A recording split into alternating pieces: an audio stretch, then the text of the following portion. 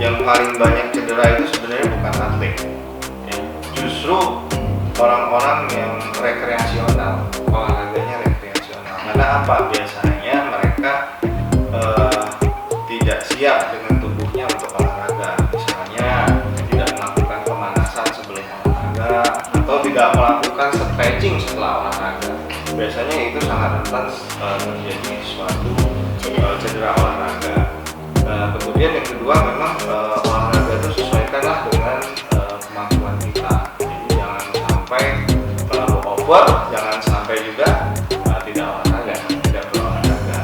Dan yang penting untuk mendapatkan suatu kebugaran itu tidak hanya olahraga saja, istirahat yang cukup, makan makanan yang bergizi, dan dengan didampingi atau ditambah dengan olahraga.